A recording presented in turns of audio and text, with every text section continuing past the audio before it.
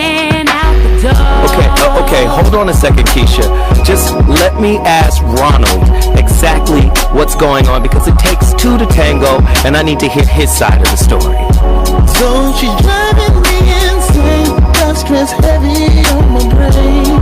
She keeps playing silly games, man, I'm about to bring the pain. We seem to fuss and fight every day and every night. Please give some advice so we can see the light. See the light.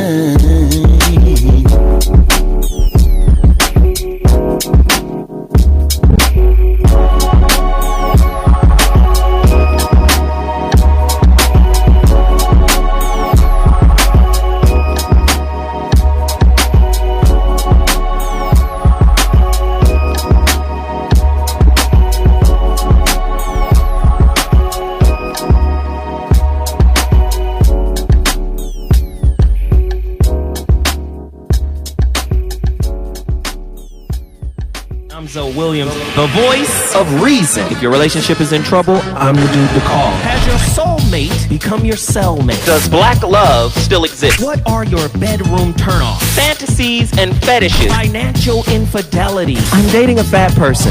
Are they worth the wait? Trust me, this gonna be crazy. How about the heavy stuff? The child wasn't his, and he still had to pay child support. It's a very heated topic. How was that right? Mama's baby, daddy's maybe. I just have so many questions I want to ask you. I just like to kiss a woman's ass. Is there something wrong with that? Damn. He told me he had a vasectomy. I'm pregnant. Betrayal has been committed. Hit you with the bad pipes routine. How does he maintain his humposity? He likes it when it pinches my neck. Why can't you open up, brother? I'm a karate man. Karate man rules on the inside. They don't show their weaknesses. Yeah. How do you write women so well? Zoe Williams. Reason and accountability. The voice of reason. You already know what it do.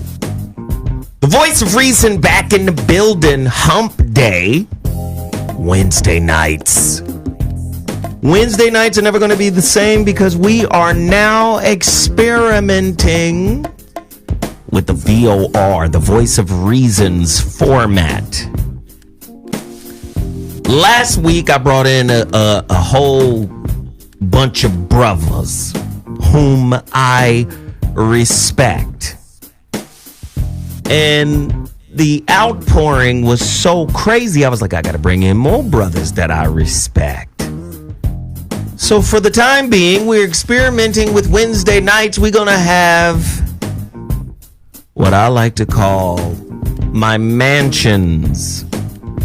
In my father's house, there are many mansions. The Mansion series, where men come together to build and destroy, which is discuss, a whole bunch of relationship concepts. You got The View. You've got The Chew. You've got all types of female platforms. You even got a station. What is it? Centric? TV One? What is it? That's totally dedicated to women. Where is the station that's dedicated to the male voice? Yeah. Zoe's about to do it on a Wednesday. Hey, before I even get into today's topic, let me break down a couple of things. If this is your first time tuning into the Voice of Reason, please understand a little bit about what we do here. I build relationship roundtables on the radio. And I have people sit down from all walks of life, mainly women. But now the men are saying, hell no, we want to be heard too. Wednesday nights is mansions. Men building without a filter. Typically, you don't hear men building without a filter unless it's in a barbershop. But I'm bringing the barbershop here tonight. Before I even get to today's topics, you better go support Total Package Energy. My favorite energy drink. I just had another. I've had 2 today. That is your limit. Don't drink more than 2. You'll be up a whole week. Total Package Energy, man, the best energy drink in the world. Go to www.totalpackageenergy.com. Tell them Zoe Williams sent you. Let's move on it. Let's get 400 cases moved before the end of the show. Can we do that? 400 cases. All right? Before the end of the show. Now, the relationship dismount. How to stick the landing when exiting a toxic relationship. Available on Amazon in paperback. Go get it right now. Amazon.com. The relationship dismount. My 2015 book. How to stick the landing when exiting a toxic relationship is available right now. Go get it. Also, go to my website, IamZoeWilliams.com. and pre-order your copy of the holographic relationship, which is scheduled to debut soon.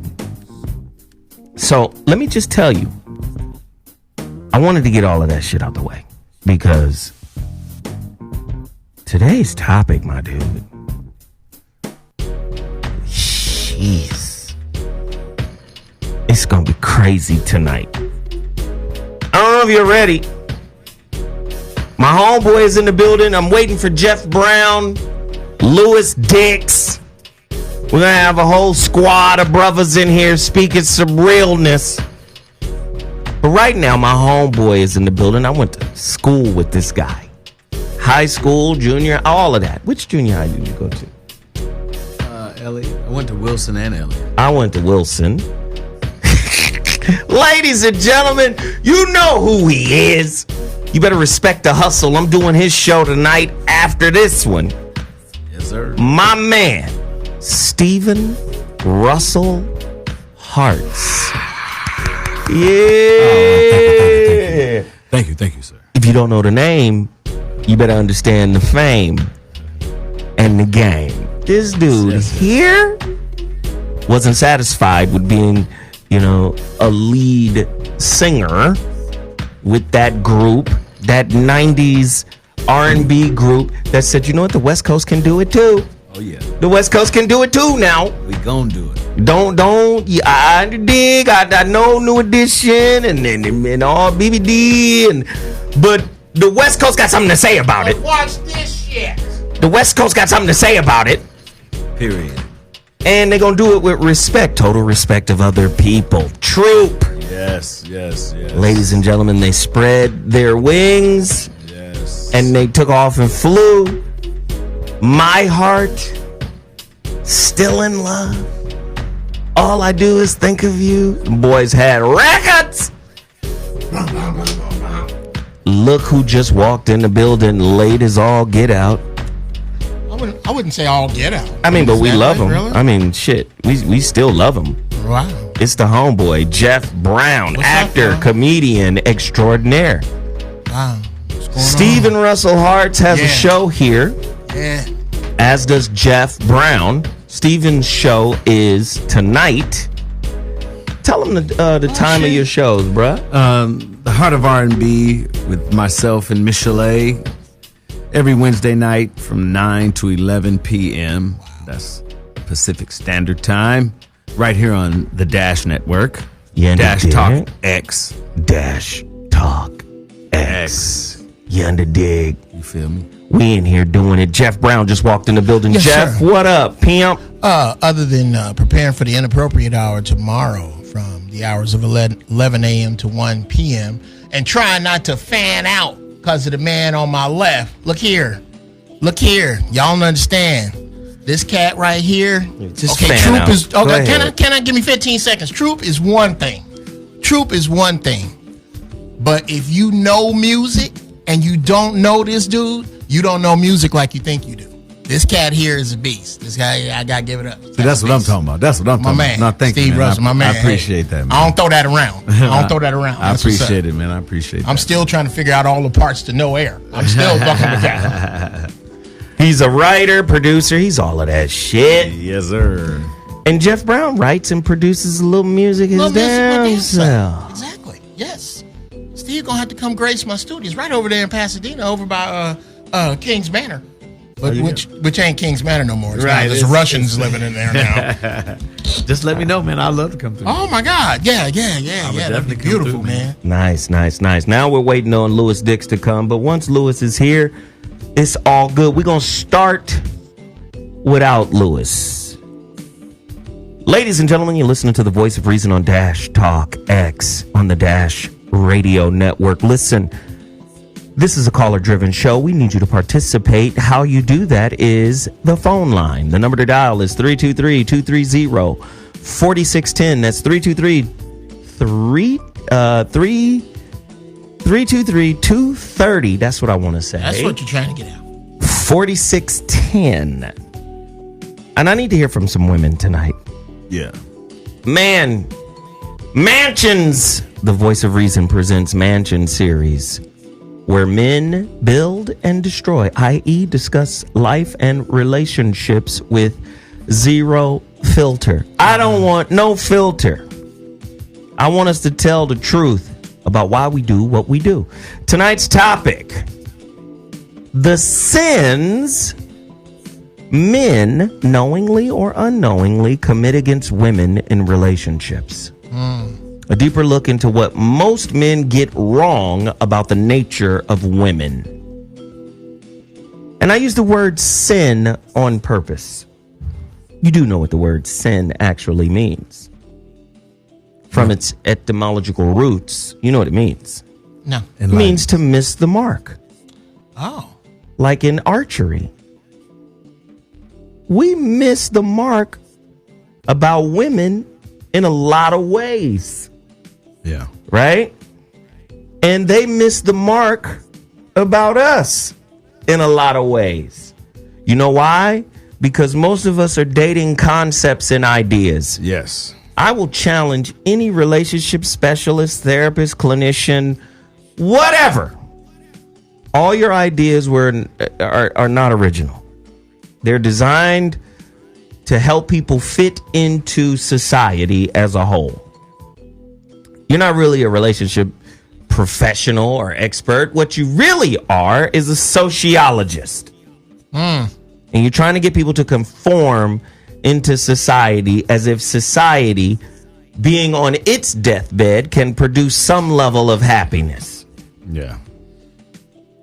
Can we just be honest tonight? The sins men knowingly and or unknowingly commit against women in relationship. That's our topic tonight. I got questions. Steve, let me rattle off a few of these questions. Do most women confuse most men when it comes to their motives, choices, / actions in life and in relationship? Like, do they just confuse who we are with our choice, with our motives? A lot of times women don't even connect to our motives. No. They don't even know why we do what we do. No. For what purpose? They kind of bottom line our behavior in a lot of ways. Yeah. Why is it a given that most women are more empathetic than men? You guys saw that video of that lady, right? That lady who dropped the baby off and rang the doorbell and left? Yeah, I saw that. Just don't see men doing that. No. Now, we could say just nobody captured one on camera doing it yet, but... Well, I mean, you can argue that most men jump ship before the baby even get there. Ooh. The phone lines are open. 323-230-4610. They don't even take the Big Mama test? Wow. You know Big Mama got them tests. Let me see the baby's ears. There you go. Let me tell you the top of that baby's ears. That ain't none of Steve's baby. That baby yellow. Them ears ain't gonna get no darker. Talking about that, Steve, my grandbaby, talking about that baby his. God damn it. Yeah, that baby, I don't care that baby look like Steve. Steve is your type, bitch. You usually fuck another nigga look like Steve. Now you talking about this Steve baby. Yeah. Oh, God. Hey, what's the one thing that men always get wrong about women? The number to dial, 323-230-4610. That's 323-230-4610. Can strong, balanced women raise strong, balanced boys? Men. Turn them into men. Is it possible? Can you make a... My mama did the best she could. Huh? Are men as simple as some women believe us to be? I done heard women say this shit all the damn time. Men are simple.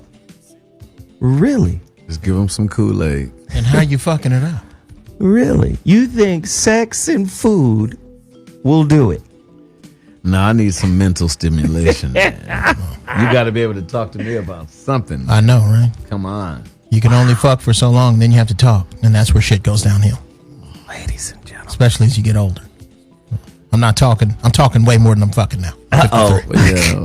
You're listening to the voice of reason on Dash Talk X on the Dash Radio Network. I'm Zoe Williams, the voice of reason. Tonight's topic: the sins men knowingly and or unknowingly commit against women in relationship. Jeff, what sins have you committed? Oh, brother. Against women. Against knowingly women? And or unknowing. Okay, let me start. I'm going to start deep and go shallow. Here's unknowing. Unknowing. I have made one woman or some of my exes guilty for shit that as I got older, I figured out women do. If you got a problem with scratching and fur balls and meowing and litter boxes, you don't have a problem with your cat. You have a problem with cats. Okay? And it took me a minute to figure out, like, some of this shit, if you're going to be with a woman, okay, if you want a level-headed, easy to make a decision, quiet most of the time, love sports, you need to be fucking a dude. That's not what they do generally. And I've made them guilty of not being who they were instead of accepting a few things as traits. Wow. Steve. What was the question again, sir? Jeff. That long ass answer. He's like, what the fuck? Jesus Christ. What sins have I committed? Yeah. Well, shit, every missed the mark.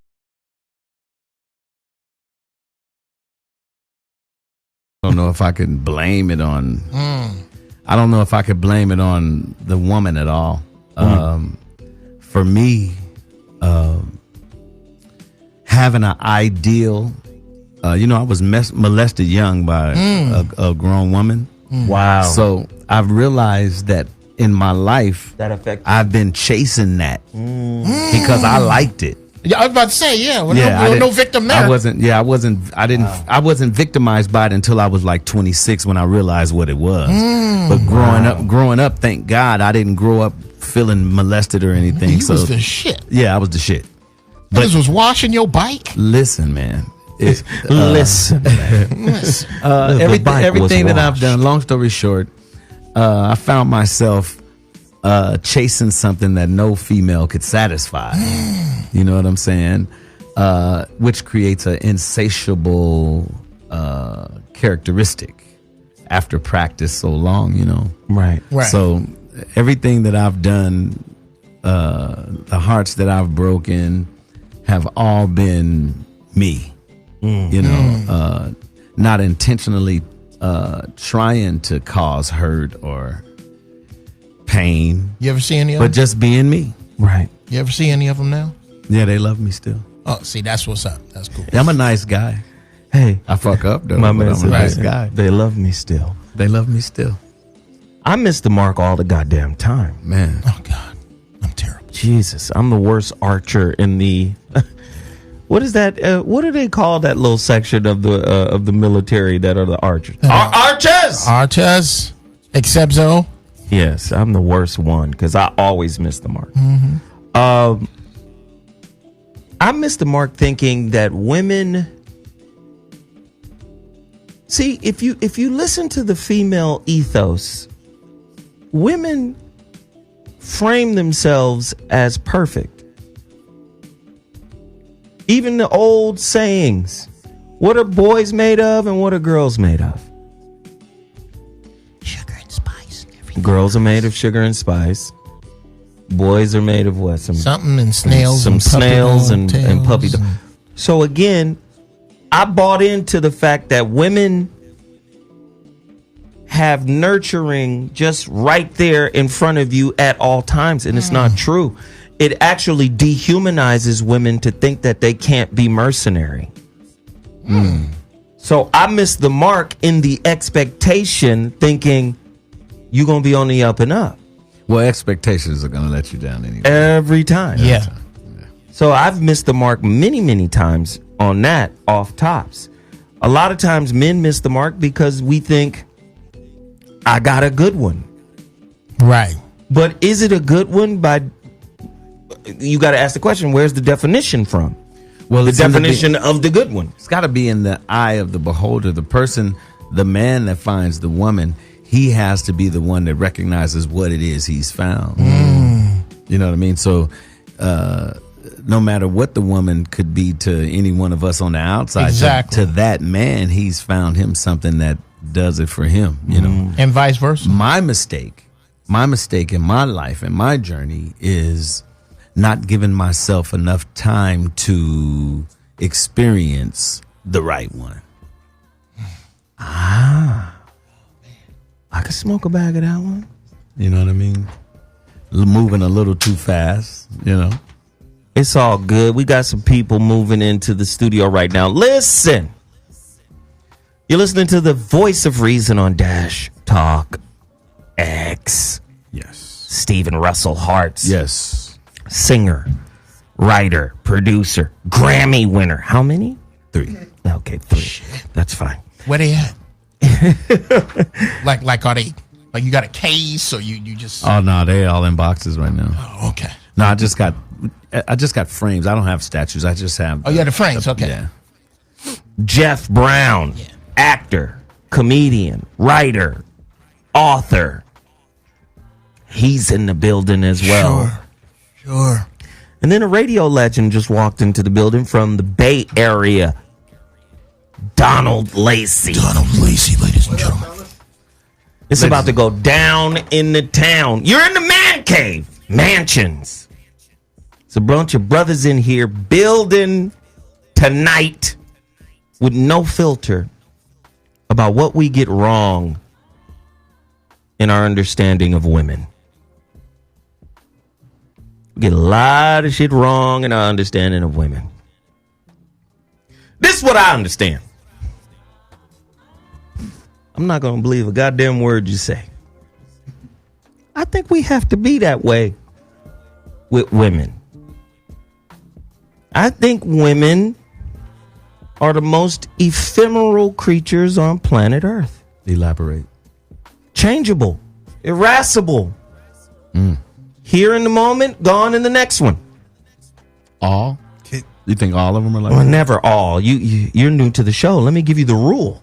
Our Nothing rule is here absolute. is some banal. Yeah. And let me hip you to the rules here. You see, we got to get Steve up on what we do here. Yeah. We have a word. All our listeners know the word. It's some banal. Some banal.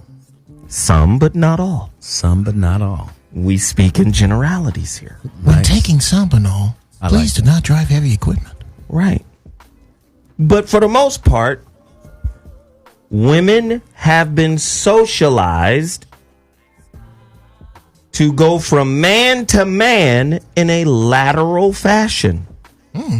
What do you mean? Excuse me, not lateral. What's this one? Diagonal. They got to go up. Vertical. They got to go up. They got to move up. Men, we do lateral shit. We date down. We do lateral shit. Yeah, we date down. We do lateral, like, oh, she cool. That didn't work out. Okay, here's another cool one. Well, It's not. just We cool, not. just cool.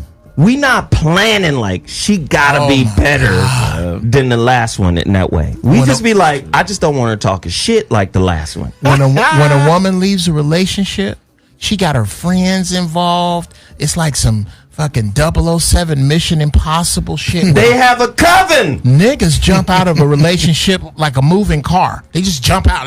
That's why you see them with like this girl that is like half homeless. That they just the next broad has no bearing on the one they was with. You might see him with Halle Berry and then fuck around and be with the Pine Sol lady. Safe next. Sally. You're right. Safe Sally. Safe Sally. Sally can cook and she got an extra car. And the weird thing is, men are socialized in a weird, fucked up way in society too. Because we're socialized to not really express how we really feel. Right. See, women bring out the pretense in a lot of men. Can I just be honest? We want to tell the truth tonight, right? Yeah. 323-230-4610. Get to your phone lines right now. Sorry, Zoe, I'm a little behind you. I'm still looking up irascible. How you spell that? You like that, huh? It's just, you know. I'm from Oakland. On the thesaurus side of the game. And then that other word, what was some of it? I was looking that up and I didn't. Ephemeral. Oh, that's it. Ephemeral. Seminal. Just changeable. You got vocabulary for them of it. Listen, we live in a corrupt society that's based on acquisition that teaches children, females, to barter their virginity, and then after they've had sex, to barter that pussy for the best man available in the moment. Highest bidder. I'm not mad at that, though. It's passive-aggressive prostitution. But at least they got a plan.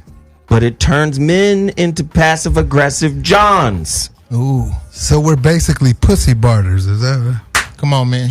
Wow. We're going to have a real conversation? So that's real. We're bartering the pussy. Dude, wow. Dude, I'll gladly pay you for the pussy on Tuesday. Exactly. Yes. For a hamburger today. Yes. And then we wind up paying with a type of behavior. Yeah. Because expectation behavior. Right. We never really date a woman for who the fuck she is. No. It's rare. We put her at the end of like you know how you run the 40-yard dash? Yeah. We put her like 40 yards out or 100 or make it 100 yards out. And then we figure out whatever hurdles are between her and here. And it is about hopping these hurdles to your draws. If I got to go to church and hold the boko shot with you, I'll do that. What is it going to take? How many dates is it going to take? How much money do I have to spend? Wow. And if I fall in love with you during this process, we good. That's one thing. Yeah. However, I'm not after love. Don't nobody I know get dressed up on the weekend, get a fade, get their car all nice, and I'm finna fall in love this evening. No, I'm finna most fall men give again. love. Yeah, most fall in a change purse. Yeah, men give love for sex. Can I do a disclaimer? Wait, hold on, Donald. Say that again. I said men usually give love for sex. Say more about that. What does that mean? Well, we give, like you were saying. Yeah, these is pussy flowers. We know that the female, the woman, is a loving, nurturing being. So a lot of men give that to get what they want, And women, man, I don't know. Yeah. Come on, man. Women give sex for love, man. I'm gonna say the nurturing thing is like Disney for me. Oh, you don't think they are? No, I think it's rare that you find a nurturer. Really? Yeah. No, I disagree. I don't think it's some default. I nurture shit type. I think most roll women, out the bed nurture. I think most women. No, I believe most women that finds a good man that there's no trust lost. There's no trust broken. If she was raised in a certain manner, she's a natural nurturer. Yeah, that's what I mean. Like you can't barter part of your spirit.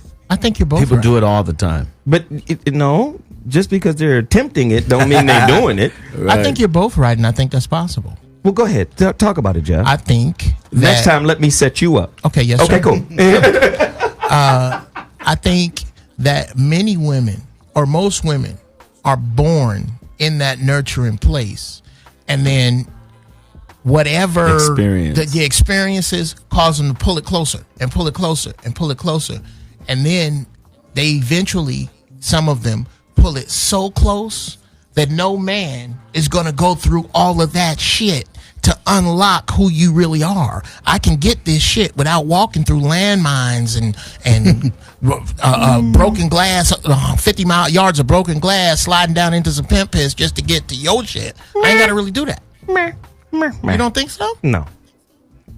First off, everything you experienced, or you experience, is for your spiritual development. Yeah, sure. I was just so you can't say in one breath. I was just gonna say that. Oh well, the reason why I have sequestered my nurturing, my gift, is because I've been hurt by you. What y'all did was give them an out to justify being callous. What if you chose every fucking relationship you've ever been in for the purpose of your spiritual evolution? Well, I mean, like attracts like. It doesn't matter what you've been through. It was attracted to you by what you are. Right. No matter what it was. And so, are you a masochist if you choose to close yourself off? Well, this is a growth experience. Yes, your reaction. You might have to close off for a second to get some growth. But see, that's my point. You can't then close off, make being closed off a lifestyle, and then blame the person that caused you to make a choice, right? Because you have to be careful how you frame. You caused me to close off. Well, the experience with you caused me to close off. But you still have a choice, right? Oh, yeah, you have a choice. And if you chose to close off and atrophy the rest of your spiritual development, then that's on you. Is that on you or is that on him? That's on you. That's on you. Because in the flesh, you forget that it's a learning experience. Because if it was bad enough, spirit would have blocked it out anyway. Let me just, can I give you an example of that? Get at it, pimp. If you're in a car accident, your body knows this shit's gonna be bad. I think I'm gonna lose the top row of my teeth. Let me go into shock. Shock. I'm gonna forget all of this. I'm gonna wake up 2 weeks later. Right. The central nervous system takes over. No, you don't get to remember this. Right. Right? Fair? As a safeguard, we're going to protect us from this. If you actively choosing some shit before the impact of the shit, you are now a co-creator of the reality that you're forming. Absolutely. Absolutely. Damn. Why can't they both be true? But did you say, I'm not saying they can't both be true. What I'm saying is, what happens more often than not?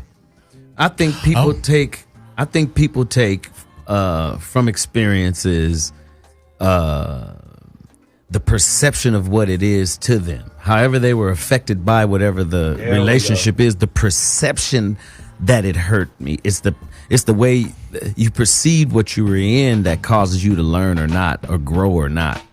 You know what I mean? Mm-hmm. Most people going through a hellish situation are not even in the mindset to think this is something to grow from. Right. They're victimized perceptionally by what they're in. So they're victimized at the moment.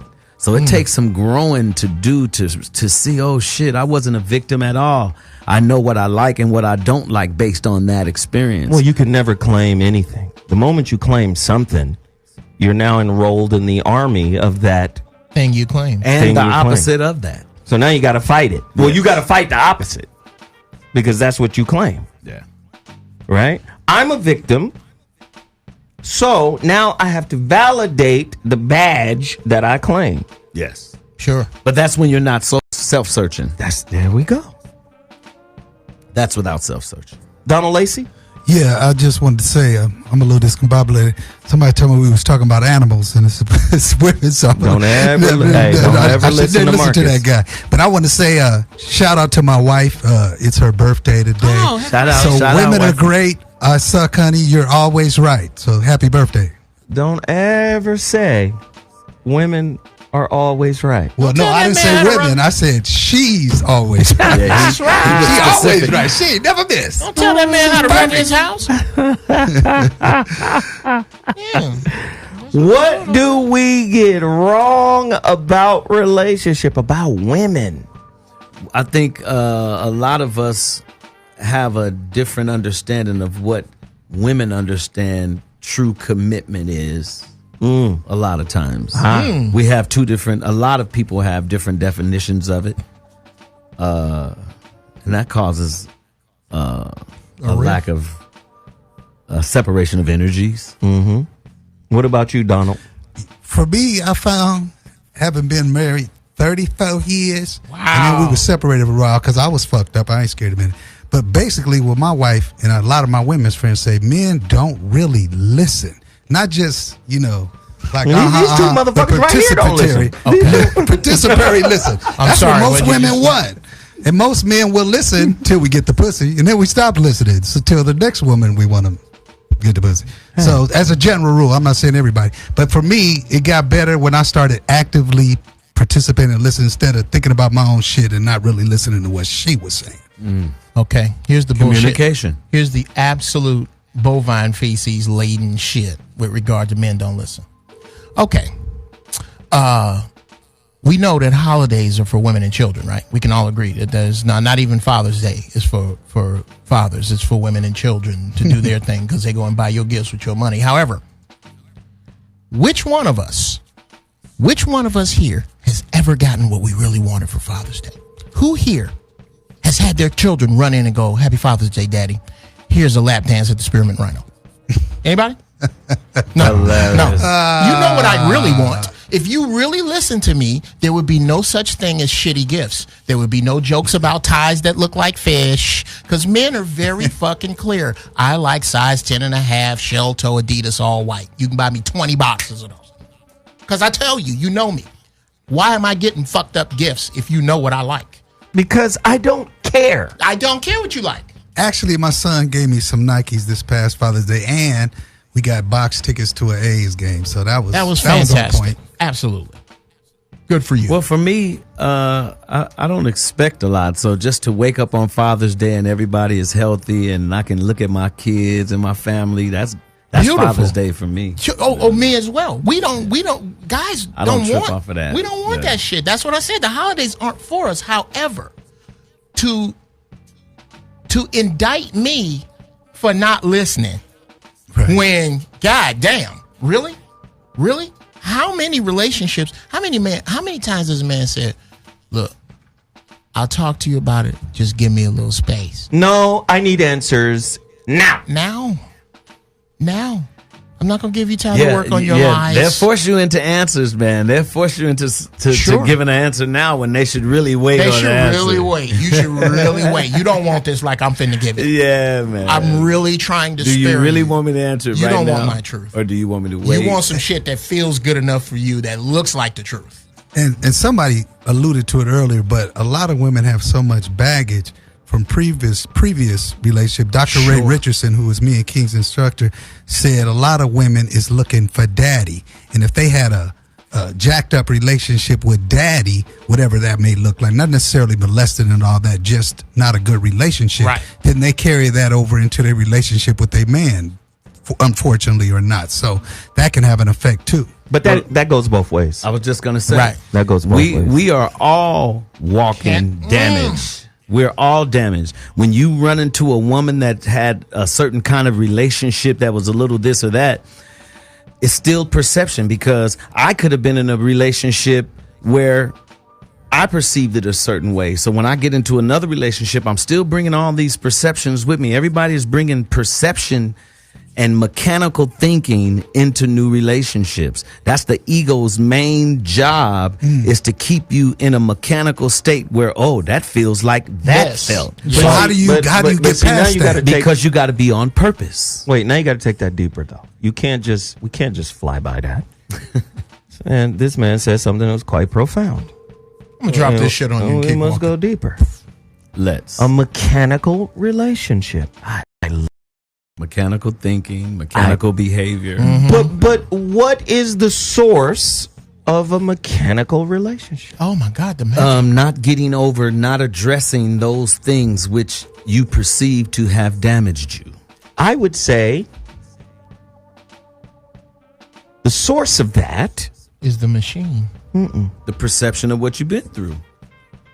It's the ideas, the concepts around it, the standards, the beliefs. That's the machine. And the disappointments of the expectations, all that. If you have limiting beliefs, serving as your visor, as your personal advisor. What about limited beliefs with expectations? They come together. You can't have a belief without an expectation. That's what a belief is. So how much of those beliefs are socialized by the society at large? It's all a lot of it. Most of it. It's all causality. All of it, man. All of it. The way we approach relationships is causality. Is based on a societal perception. Indoctrination. Did you just say causality?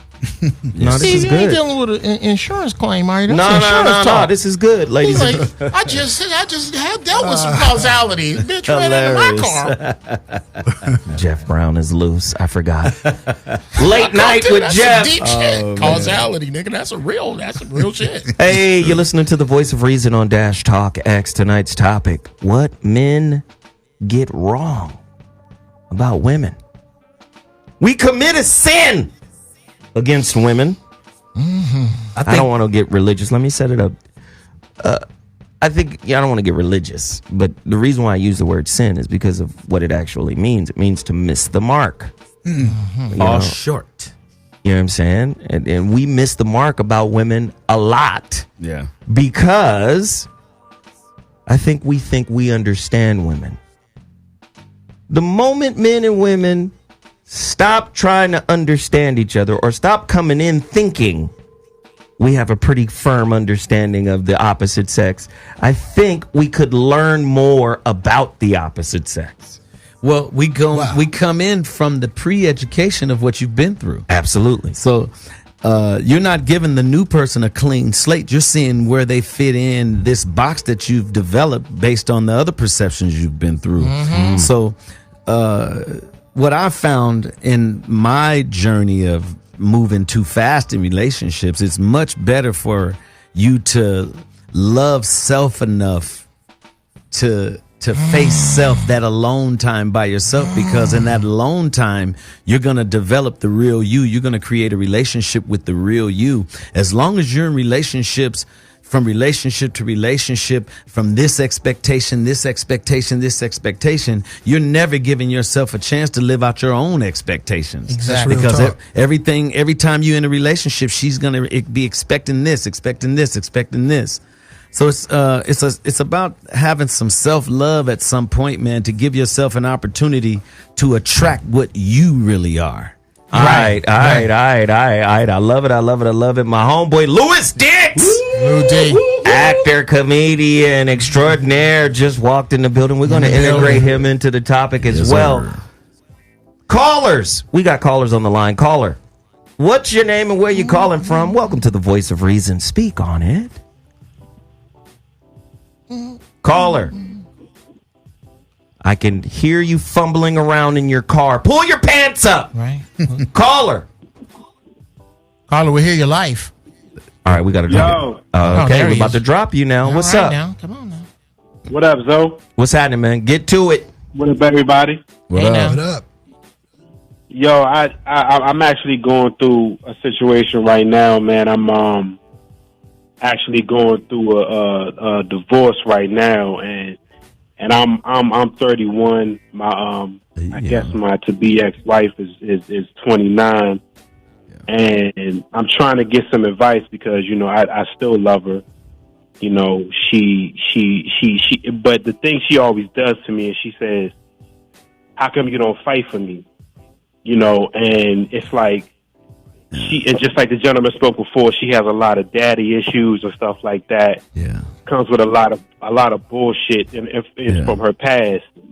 And I actually moved out recently, and I'm staying with one of my good friends, and I'm just trying to really figure out a way to just get y'all opinion on what I should do and how I should grow in my situation. All right, so hold on one second. There's a couple people I want you to talk to, starting with Geoff Brown.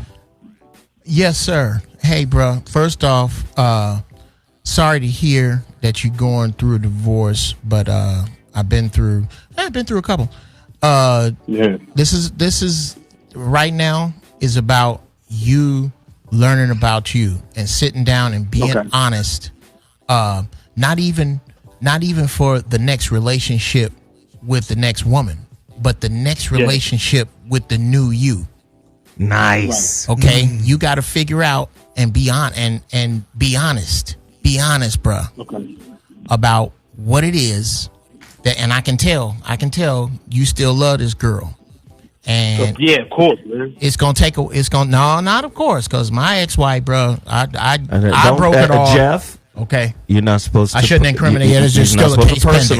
It's still a case pending. Okay, so stay with him. Stay with you. Yeah, all right. Back down, Jeff. Back down. Because that stinking hell. Oh, that hell for that. Okay, go ahead. I hate her so much. I had a picture of her airbrushed on my windshield, so it looks like I'm running her monkey ass over all the time.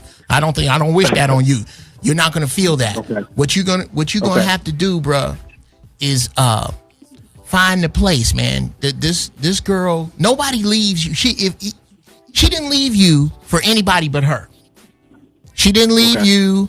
Nobody leaves you for somebody else. That's that bullshit that we're taught, that I'm leaving you for another man, or I didn't know. You leaving me for you. That's your choice that you make. Okay. So you're gonna have to, and it's gonna take a while, bruh. It's gonna take a while.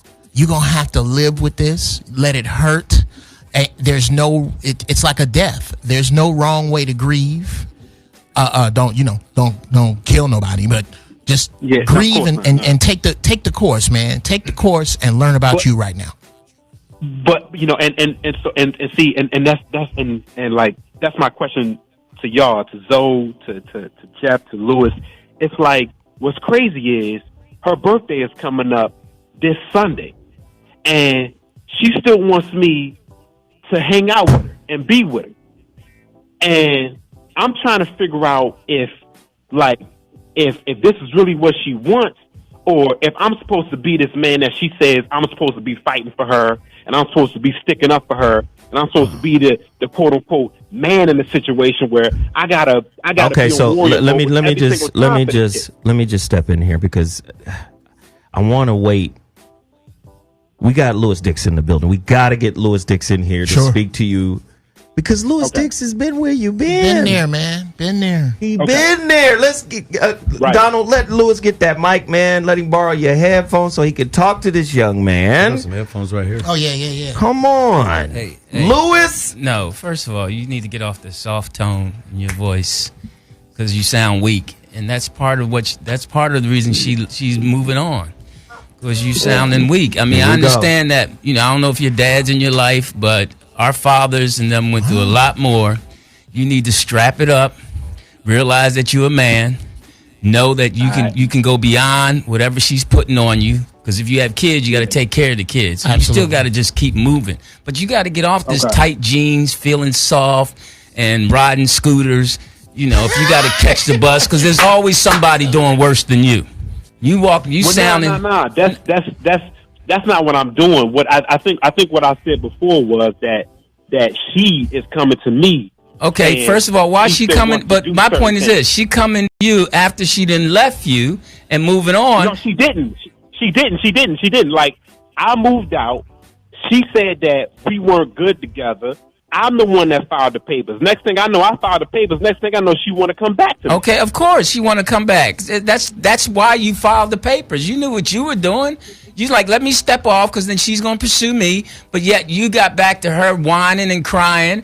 Listen, man.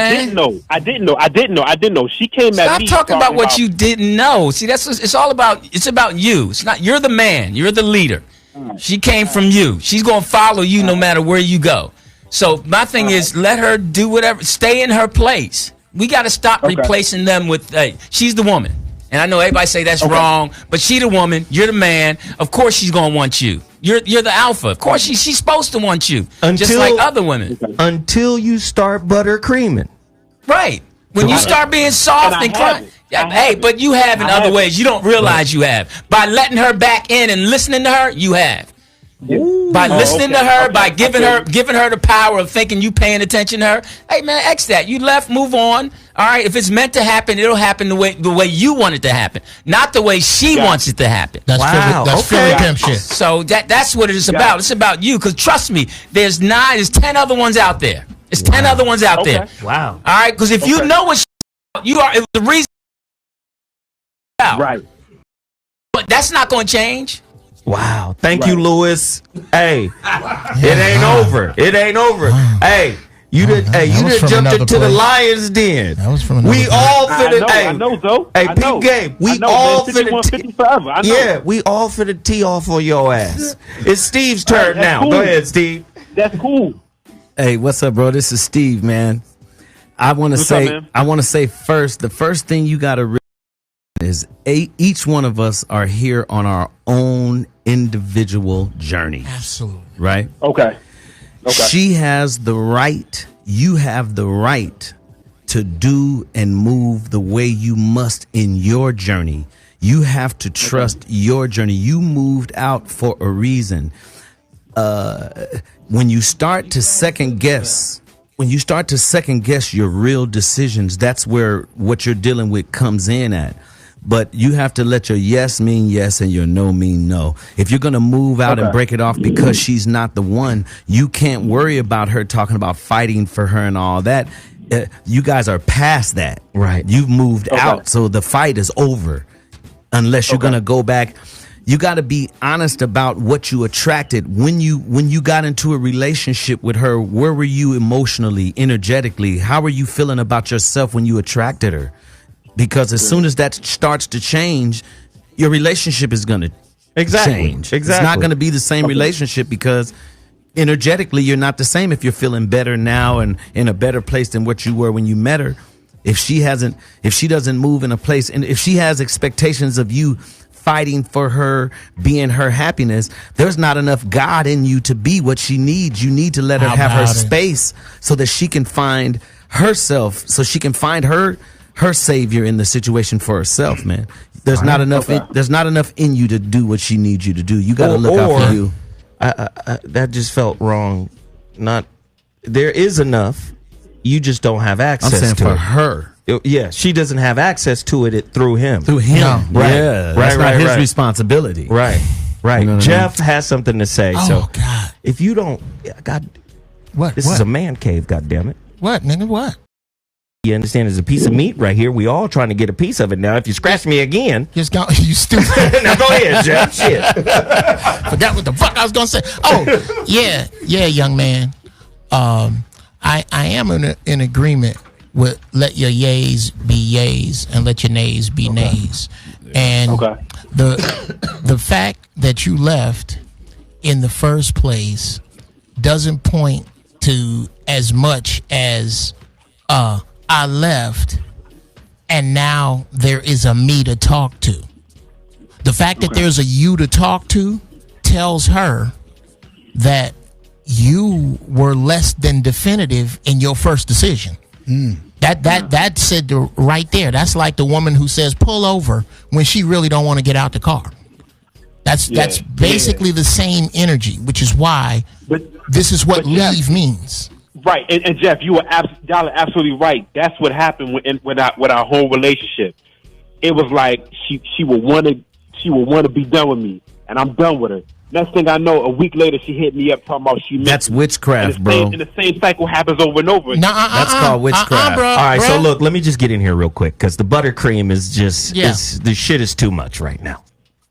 Yeah, she hit you. When Lewis Dix was right, when you left, her pussy got wet. When you filed for a divorce, her pussy got wet. Because that was the most definitive shit you've ever done in that goddamn relationship. But then when you started waffling, that's when it all this nigga's buttercream. Yeah. Pull your skirt down. He mean what I mean. Right. He's as flippity floppity as I am. The quickest way to make a woman unhappy is to do everything she asks you to do. Come on. That's the quickest way. Listen, if you was done, you should have been done. How you gonna be, nigga? What kind of chicken pot pie are you? They don't come out the oven until they're done, nigga. Look. look, for real. It's not about being that. It's about like real talk. Like I have. So why'd you do it? Let me let me stop you real quick. Why did you do it? Why are you waffling now? And why did you do it? I'm not waffling. The reason why is because look, man, I took a vow. And at the time I fell in love with this girl. It's not easy to get rid of the love that you have for somebody. Hey, wait, first of all, I just want to know. I want to know. Everybody, hold on. Okay. Hold on. You see everybody in here ready to jump on your ass because you on some bullshit, and I'm trying to help you. But look, y'all. Let me say this. I grew up without a mother. And I grew up man, with shut up. Absolutely. No, that's not fair. Don't be bringing your mama in here. You grew up with a mama. That's important. Your mama didn't want you. That's important. Dude, his mama. Your mama didn't want you, so already you in trouble. Your mama didn't want you. But what you're saying, but in essence, what you're saying, it sounds harsh. But it's the truth. If his perception, this is why it's important what he's saying. Yes. Because if his perception is a mother issue, then he's gonna have a soft spot in this kind of a situation. But see, this is what this situation is for. It is to reveal this to him. Yeah. So now you know if you're gonna bring your mother into it, and this is about a mother replacement as opposed to cultivating a relationship with a wife. Stay gone. Now you're starting to see what's being revealed in you as a weakness. Oh boy. Well, let me just ask him one question. Not a weakness, just a vulnerability to situations and experiences that are not good for you. It could be weakness, vulnerability, challenge. It could be whatever. It's something for him to overcome. But a lot of times we can't overcome shit because we don't see it. We don't recognize it. Right. It's so hard. now I'm in the relationship and the buttercream that was downloaded from my mama has risen to the surface. Right. Yeah. But that's why I said earlier that self-time is important, man, because if you're going into a relationship with expectations and agendas that are based on perception, the person that you're getting with is not going to be a part of that perception. You're going to try to box them into the perception. Right. You get what I'm saying? Nobody's going to replace your mom. But obviously there was something or some things that made him make that step. That's what I wanted to ask him. Why did you make that step and file? Yes. Because I'll share this real quick. My wife, we've been together 34 years. We were separated 3.5 because I wasn't paying her attention because I had a cause. My daughter was murdered, and I was married to the cause and not her. Sorry. So finally, a few days before Christmas, I came home and half the furniture was gone. I said, baby, somebody broke in the house. She said, I moved, click. So then that got my attention, and it took us 1.5 to 2 years. We had to work through it and get together. But my point is, there was something that made her say, fuck you, I'm out. So it was something that she did that made him say, fuck you, I'm out. Well, so caller, is caller still here? No, or is he gone? Oh, he's gone. He said that she's toying with him. Like, she gets him to a spot. Oh, I don't want you no more. She's playing. It's witchcraft. She's playing and emotional. On that, it was something that it was a flashpoint that made him snap. Lewis, he got tired of that emotional roller coaster, bro. Hey, Lewis, it's who she is. Yeah, I mean that's once you reveal who you are. Now, my only thing, if he don't have kids, he shouldn't even be tripping with this. Yeah, that's the only reason it's gonna make you hang in there and deal with somebody that evil. Just that's who she is, man. Yeah. But then again, when he said his mama didn't want him, he told the truth. I mean, you know. So let me say this really quickly. Your mama. Damn, Lewis. Let me just say this. Today's topic is a great topic, man. This is the show that looks at what men get wrong about women. Now, I got a crack panel. Jeff Brown, Lewis Dix, Stephen Russell, my man Donald Lacy. We all in the building right now speaking from our experiences. Absolutely. Now, our experiences have to come across as generalities. Okay, it's not absolute. Your experience might be different. Nothing is. But let me just say this. This is the Mansion series where men come together and build and destroy, i.e. discuss life and relationship with zero filter. Let me tell, because there's a sister in here that said we was hard on him. This is a man cave. Yeah, it's hard in the man cave. Okay, so you're going to have to listen. It's hard to. I know it's hard for women to listen to men being men as they are without filter. This is how we deal with that. Ain't no legs up under you watching Nighttime. And that's the only chocolate. time women want you to be truly hard is when you on top and inside.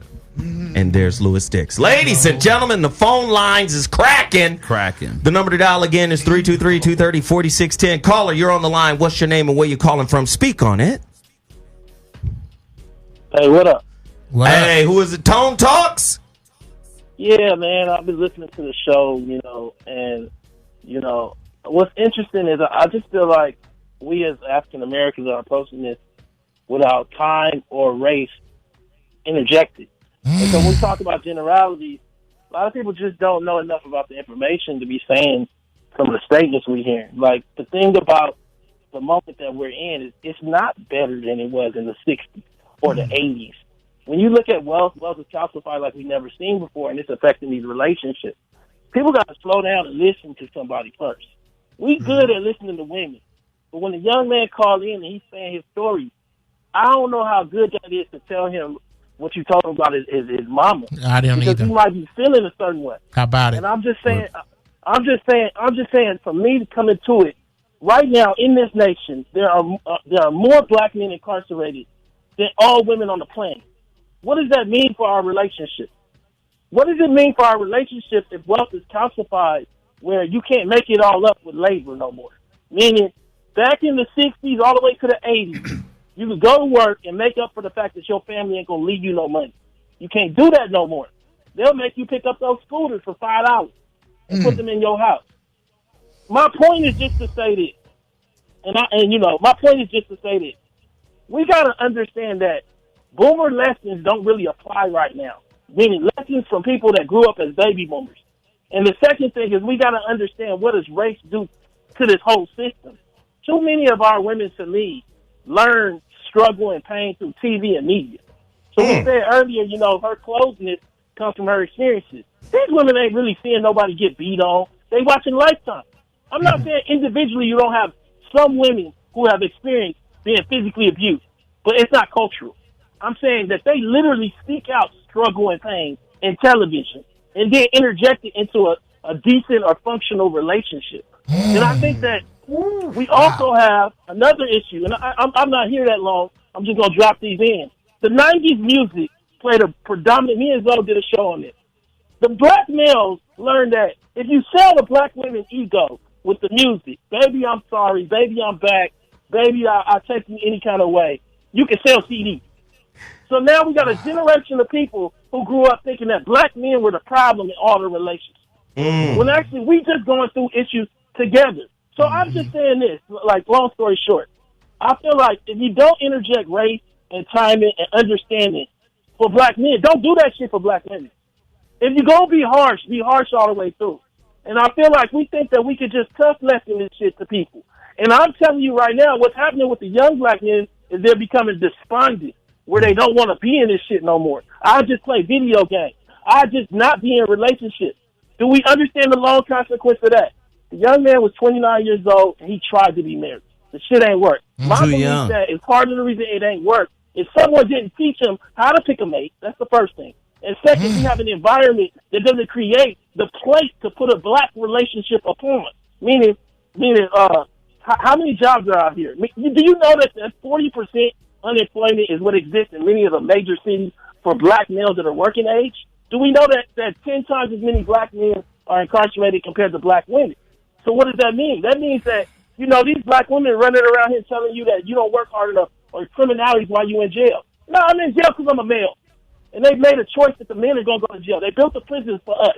But hold up real quick. What does that mean? But you generalize, you say I'm in jail because I'm male. No, not everybody. But hold up. Now I understand. No, it's not about knowing the number. I understand the numbers. Motherfuckers is doing but what shit I'm to go to saying is, jail. people are doing things to go to jail. So it's not like I know a lot of young black men. No, wait. I know a lot of young black men who are not in jail.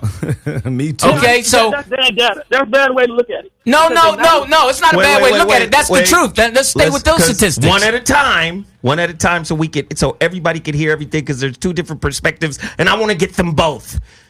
Louis, finish your thought, then back to Tone. Yeah, but you got to look at perspective of there are a lot of good young black men in college Because you look at the historical black colleges who are doing the right thing and who are not in jail, making good choices. So the other ones who you say that, because that's part of my problem, is that we keep bowing to the ones who are in jail and making excuses for them, but not standing strong for the ones who are not in jail and who are doing the right thing. So we don't fight for them either too much. They deserve somebody to stand for them too. All right, Tone, finish your thought, then back to Geoff Brown. There are more men, more black men. There's only 19 million black men with an M incarcerated than all women on the planet. There's 4 billion women. I'm saying this to you, that fundamentally there's a systemic oppression that is unique to African American males that is permeating the relationship. Because what's happening is inside of the relationship, they concentrated oppression on top of the males through employment, through incarceration, and so as a result, the men are feeling the pressure. They bring it home, and the women say, "Why are you angry?" Well, it's pressure. That's life. LIFE is pressure. That's not how. I'm saying to you that we got to understand. We used to be in the 60s. Let me make just one more point. I know Geoff coming in. Apology, Geoff. No worries, Don. She was a maid, and I was a shoe shiner. We both got called a nigga. We came home, talked about it, and talked about white racism. This era, what they did is they concentrated in the male experience. It's just the numbers. They didn't even build the prisons for women. So fundamentally, how do you know that women just not going to do crime? How do you know that? I'm saying to you that fundamentally, as a result, what has happened is it's not just incarceration. It's employment. It's college. It's everything. It's white supremacy, period. If we don't start off with an understanding that they tried to emasculate our men and have a deep understanding and understand that when we sit and talk to them, to listen to them, to listen that my struggle in the 70s or the 80s might not be what he's going through today. What's going to happen is these men are going to shut down. And I'm just saying that to you heart to heart. You can take it how you wish. Hey, man, I appreciate the call. Thank you. Tone Talks, Fridays, 7 p.m. Pacific Standard Time to 8 p.m. Pacific Standard Time here on Dash Talk X. Got a powerful show. Geoff Brown. I tell you what's getting to be a little old with me as we march into this millennium is the concept that going to 4 years of college to get a degree is the quote-unquote right choice, okay? It's not that right with what you're doing with it. That's a societal right That's choice. A right. I tell you. Well, that's what women get wrong about us. Yes. The concept that is a right choice. Well, how right is it if you take all this knowledge and keep making white folks rich? How right is this concept of choice? And I didn't go to jail. I don't have so much as a parking ticket. I understand lazy, ain't shit, no good ass niggas that wind up in jail. I submit to you that jail is not full of lazy, ain't shit, no good niggas. There's a gang of brothers in there that ain't supposed to be. Mm-hmm. That if a fuck up is a fuck up is a fuck up, then why is the demographics in prison not equal to the demographics outside? Do we commit crime more? Are we any more violent? No, we are not. And to just brush that off and say, well, it's a bunch of brothers that ain't in jail, to wash away the fact that there's some brothers in jail. What we're not washing it away. But we're not washing it away. What you're saying is pay attention to the motherfucking target on your back. Yeah, but I'm saying it's both ways. But it's both ways. No, but it's both ways. There are men in jail and there are men who are not in jail. Sure. So what I'm saying is that you can also say that. You can't just not say that. And like you say, it's everybody shouldn't go get a degree. No, if they want, they should get an education. And they can make better choices. So, I mean, you can't tell them, no, they shouldn't have to get a degree. No, it's brothers that are getting a degree, making good choices, creating families, just like the ones who shouldn't be in jail, but there are some who are in jail. So you can highlight both of them. I'm not saying don't highlight them. I am saying to say that the concept, that the concept of good choice is just blanketed in capitulation. And I'm sorry. No, good choice is good choice. You can make good choices on all levels. Okay, well then let's take the diploma out of it. No. That's part of a choice. That's part of a choice. Deciding not to get a diploma and deciding to just follow your passion and be a craftsman is a choice. It's a good choice. Right. It's a good choice. If you decide to be labor, a good choice. You own your own construction company. Sure. You decided. Sure. But then you definitely have to hire somebody to do your books that has an education. So what percentage of men behind bars that are black that made good choices that just happen to wind up there? Are there 4 of them? Well, they are didn't there just 16 happen of to them? wind up in jail. Are there 196 of them? How many brothers who made good choices in this particular system that was set up, funneled to put their monkey asses behind bars are there? Well, it's set. Well, I don't know the exact percentage, but I would guess a good percentage of brothers behind bars are poor and uneducated. Yes. So that's social engineering. Thank They you. didn't get that way because they wanted to be. Come on, They bruh. were socially engineered Thank into you. that. Causality. Right. Stephen Russell Hartz, get in there. It's all causality. The society is based against the black male, period. write that down. So we have a choice to make in this game that we're playing as a black man.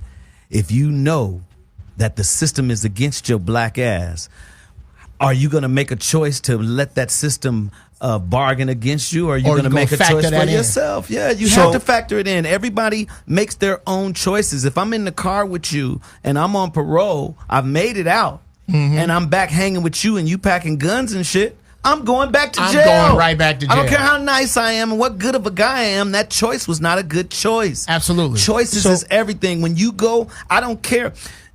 The society has us poor because we believe it.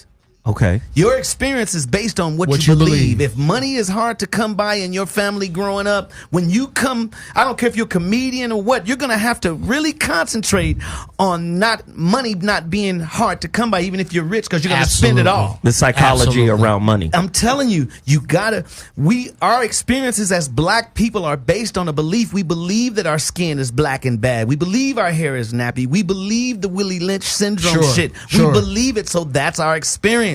We believe that we're less than. We believe it. Those of us who don't do shit. So let me come back. Rob banks or whatever. We're going to do something because we believe we're different. So let me bring it back.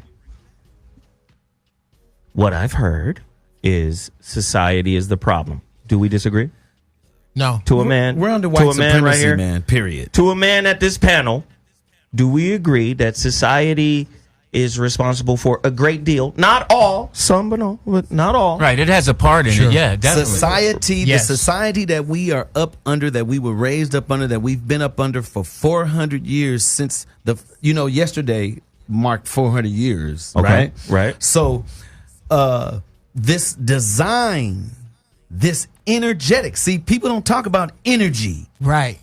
The energetic assignment that has been placed on the Negro here in America, we are in the momentum of it still as black people. We have not changed the momentum. Okay, so let me jump back in to set it back up for our topic. Now, and I'm listening to what everybody is saying right here. So if society is sick, how can the relationships be healthy? Because they're individual. So hear what I mean by that, though. If all your beliefs and your standards and your principles come from the sick society, then wouldn't it be a sick thought to think that you could extrapolate a healthy relationship from that sick society? Can I just answer that real quick? I'm just asking. Can I answer that real quick? Yes. Everybody's going to answer that. Quoting my great teacher again, Dr. Ray Richardson, who's 98. She said, if you're black in America, you're schizophrenic by nature because you live in a Eurocentric, white, male, racist, supremacist society. And that goes everything against your Afrocentric values and spirituality. So we all have to first admit we're sick by nature because we're under this white boy's thumb. So once we recognize that, then we find ways to acclimate ourselves into our African heritage, which makes us more whole, which makes us more spiritual, which makes us more developed beings, so that we can come to a woman as a real black man and have a real relationship. But until we at least admit we're sick, we can't cure nothing. Oh, I love it. I think it's important that we, especially as a man, that you first have to calm your anxieties down, which will allow other people around you to be calm. Because the whole thing is when you become just too amped up and not making good choices, and that's what's important for a black man, is to understand, where am I? What's my platform? What am I leading? Calm down my anxiety, not going through this house yelling and being crazy. How about it? Understanding what she needs, what he needs, what I'm a stand for. and understanding what's most important is having my history together within my home. So everyone knows where I'm coming from. Oh, that's big. You know, having that history strapped out, even if you have to document it throughout your house, you have to. Okay, Steve? I think it's real important for us to understand how important it is to understand what we're under, who taught us, who we're being like. We got to understand who we are under the influence that we come from under. Remember, we were taught by granddaddy, grandmama. We were taught by our own, but they were taught by enslavers who knew that if they taught our great grand, they would teach us. Teach us that same shit. So our great grands didn't teach us what Jesus said, that the kingdom of heaven is within you. Your grandmama taught you that God was in the sky and that you're a sinner and unworthy if you don't do the right thing by God. And have your money for Sunday. God has been taken from you as a black man, period, because your spirituality, it was robbed from you from the beginning. So they took God from you, which is you. Because you can concentrate, you can say, I'm gonna be a comedian and be a comedian. That's magic. You get what I'm saying? Absolutely. You didn't have any doubt in that, and you became that. Period. Everybody has that power. We're all under the same universal laws. Yes, we're all under the same universal forces. We're not taught this. This is why the black man in particular has an issue, because if he knew what he was with all of this medicine in his skin, if he knew what melanin really was, if he knew what he really was, he would think twice before he did something to put him in the enemy's system. Yes, sir. He doesn't know what he is because they took it from you. Absolutely. They put it in the sky, and God in you said, don't get in the car. Answer him, Lord. But you don't know that that's the relationship you're supposed to have as a black man. We don't know it. We don't know. We're chasing the wrong relationship. We don't know. Yes, sir. We don't know that if you stand outside of time and look at yourself, that you are a baby, a boy, a man, and an old man, all at the same time. And now is right now. And when you really, really connect, you can let the old man tell you where he wants to be. The old man is telling you, look here, don't get in that car. Well, the oldest man. The oldest man that you got is your higher self. It's that God source that comes from the God source that's having the physical experience in this fleshly shell. In this plane at this time. It's what's guiding the ship, not you. Right. Your ego makes you think it's you. But the higher self is back there waiting for you to listen, waiting for the ego to move to the side so you can hear from the person who made the journey up. Yes, sir. Absolutely. Yes, sir. And one last thing. The one thing that black men are lacking is attaching themselves to their motherfucking talents. Your talents will provide for you. Come on, man. You don't have to. If you spent the same amount of time on bullshit, on self and what you're good at, you know, when you go to jail, you're a talented motherfucker. They find talents in the first 6 months. They drawing their asses off. All right, Steve. Okay, sorry. Brevity, my nigga. Sorry. Brevity. Okay, I'm done. We need to. Black men need to learn to attach to their talents. We all have talents that come with us. Sure. That pay for our lives and take care of us. And Steve's 100% right. And we just got to do this real quick. Geoff, you look like you wanted to say something, or I really would. It was a few comments back when you were discussing how I got you, Lewis. How do you make a relationship work? Yes, in this sick system. And here's my idea. Think of everybody outside. Let's go back to them archers. Right. Think of everybody outside as medieval archers and assassins. They're assassins. You leave your house with your shield and your mace out here trying to ward them off, trying to ward off potions. When you get back in the house, what you and her are supposed to be able to objectively do is look at one another and look at yourselves and go, man, I got an arrow through my ankle. Well, what are we going to do about that? Well, let's heal that. Let's heal that. Let's let us in here, wherever here is, whether it's a mansion or a box under a fucking bridge, wherever here is supposed to be the safe base. Here is supposed to be where I patch you up, you patch me up, and we patch us up. and then deal with that. But until we can see it as us against them, as opposed to them informing us and that informing this, then we still gonna be fucked up in this. Sick. I like that, Lewis. Well, I was thinking about the young boy that has the show, Joe, or that called in. The young boy that just the 29-year-old. No, but the guy who called in and was talking, who has a show on Dash. You talk about Tone. Like the Tone had mentioned that we have to teach the 29-year-old boy and talk to him, and that's what we're doing. And then that's the thing about the young boys because my son is 26, and you have to communicate with them on the way that they can hear you, which sometimes is to say nothing, sometimes is to come straight at them hard with some truth, and sometimes is to let them speak.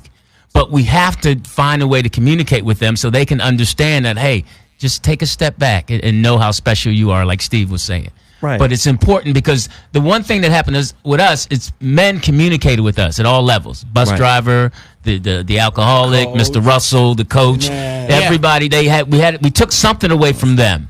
And that's one of the reasons why everyone realizes that sports is so important to a young man. Right. Because, you're going to get that education. Now, Lewis, to bounce off of you, I don't know how Tone was raised.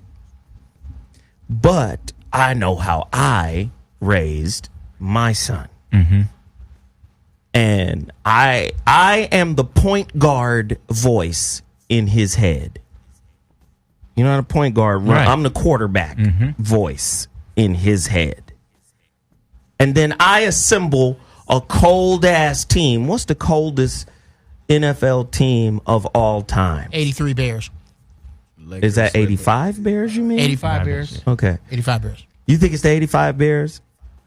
Who you got? 76 Raiders. I knew you was going to say Raiders because you're from Oakland. All righty. Lewis? I want to say last year's Eagles, but that was a fluke. We had to run a special to win that. Exactly. But, that was a chicken wing special. Didn't the 85 Bears go undefeated? No, you guys lost one game to Tampa Bay. They lost one game? Okay. So I got to stick with Miami. Perfect. They were perfect. All right. So what I do is assemble a dope-ass team around my leadership. I'm the lead voice in his head, right? So he's in college. And for the two schools that he's been at, Auburn and Fresno State, I've always developed a relationship with all of his coaches. Mm-hmm. And those coaches filter their criticisms and critiques. They talk to him personally, but they also give me, the phone call. They also talk to me. Zoe, how do we broach this conversation? Zoe, how can we say this without, Zoe, what is the best approach? You get what I'm saying? No, totally agree. Now, like I said, I don't know how Tone was raised, but I know how I'm raising my kid. Now, when that young man called in, I approached that young man the same way I would approach my son. As the lead voice in his head. Why? Because he called into this show for that. See, I may not agree with everybody's approach, but if you come here for what I got to give you. Now, here's the reality about that young man. He knows he's being a pushover. He knows he's waffling. He knows it. That's why he called in here, because he knows what this show is. He knows the voice of this show. He knew it wasn't going to be easy. He knew it was going to be rocky. Who knows the exact dimensions of the bullshit you going to go through? But you know you going to go through some bullshit. So do you think we gave him what he needed to get where he needs to go? Listen. He heard it. Let me explain something to you about that, too. Everything in our existence is pixelated and fragmented, including answers. He got a piece of what he needed by calling in. Now, his next 5 or 10 conversations might add on to the piece he got here. And if he does, we live in a fast food society as well, where we think a motherfucker, we supposed to be able to call Love Line and get the answer. And get it all figured out. No, that's not how life works. Get it wrapped up in a bow. That's not how life works. Right. And here's the thing, but as far as with his mama, sometimes when you tell the truth can come back right back to you. So if you say, well, my mama left me, then somebody or even your therapist will say straight up, hey, your mama didn't love you. You need to accept that. Now, that might hurt or sting, but eventually you'll work it out on what you feel your mom did love you and how she loved you, and she loved you the best way she could. But he needed to hear some truth, because when you ask for the truth and you speak it, the truth can come back to you. And to add to that, if he doesn't allow his ego to cause him to be offended, there we go, then he's going to miss that striking blow with that extension cord, which is causing him to be weak, is the lack of mama that he had. Right. And I think, like Zoe said, I think he knew he was going to get that, and that's what he got. He needed that. He needed it. He was calling for help with that, and he got it. Because I'm going to tell you right now, if you don't get that as a preteen, man, there you go. You understand? I like to call it socially over breastfed. A lot of time when you grow up, and this is no diss to men who grew up predominantly raised by women, but what will happen is if you're not careful, that woman, that mother, that grandmother will breastfeed you socially until your social muscles are atrophied because you didn't get no meat. You didn't get that just depends on what the mama was. Yeah. Sure. I want to just say, Zoe, I appreciate you saying that about how you raised your son, because the greatest man I ever knew was my father. He was there. I'll never forget, 6 years old I was. He sat me down and he said, don't you ever put your hand on a woman. If you have even thinking about, you should have left 6 months ago. Now, I didn't understand the 6 months. And I saw my mother, rest in peace, both of them, slap the shit out of him at a party I was DJing at 8 years old. And much to his credit, he restrained himself. Now, after everybody cleared out like rawhide, stampede, he punched 2 holes in the wall. But I never forgot that. So it's really incumbent upon us men of sound-minded Bobby to grab these youngsters at an early age and put them lessons in them like our fathers taught us and like you teaching your son. You see? Absolutely. Yo, you're listening to the Voice of Reason on Dash Talk X. This is the Mansion series. What is the Mansion series? Well, a mansion is this sprawling, palatial home of a sovereign god king. And it had to be built. But in order to build, you must destroy. Mansions. These are men conversations where we build and destroy, and we basically discuss life and relationships without a filter. Listen, don't ask for it if you can't handle it. You want to hear real men talk without a filter? Well, this is the place. We gonna do it right now. The Voice of Reason on Dash Talk X. Caller, you're on the line. What's your name and where you calling from? Speak on it. Caller. Hello? Hell is low. Welcome to the show. Oh, what's that, Zoe? What's happening, P? With it? I'm calling from Manhood, you know what I'm saying? All right, doctor. Talk to us about it, man. Man, I'm going to give you a little piece of my story here. I've been listening to y'all, you know what I'm saying? Brevity, though. Brevity. I'm also a 29-year-old young man that got married at an early age. That's me. And I got 2 kids by this woman, you know what I'm saying? Mm-hmm. Our marriage didn't last, you know what I'm saying? I've been split up about 2 years. And it was just a lot for me to take in. You know what I'm saying? Because as a young man, instead of me, I didn't think about just going to live my life. I just thought about I wanted a family, you know what I'm saying? And I felt like I tried hard, you know, to make that happen for myself. But as I look back at it, I moved a little too fast. Yes, sir. Yep. You know what I'm saying? Yep. So, and we went through problems, you know. And she was the type of woman, she felt like if we have a problem, we could sit down and talk about it. But I was like, if we have a problem with each other and we all getting back and forth, I don't give me some time to go take a walk. You know what I'm saying? Yeah. If you don't give me that time to go take a walk, then you just add fuel to the fire. You know what I'm saying? Because I might not want to listen to you or even look at you at the time. You know what I'm saying? Let me go take a walk, clear my mind, relax myself. Then I can come back and we can have conversation. But she felt like, nah, I won't get through it right then and there, you know, and it was a big problem for me. Because, I ain't never put my hands on. Now, my daddy was around, you know, but he was in and out of jail, back and forth. So my mama, she was mainly in my life, you know what I'm saying? You know, we done been staying from shelters, you know, family members. Wow. You know, I had a little rough, you know, a little rough life, but as growing up, as being a young man, I done seen more people have more problems than me, you know. So it's really like it's really difficult because you really gotta put your all into being with a woman. You know what I'm saying? You gotta the love is gonna be real hard, but you gotta really put yourself in a situation. I'm gonna say that is putting yourself in a situation because it ain't easy. It's not easy at all. Yeah.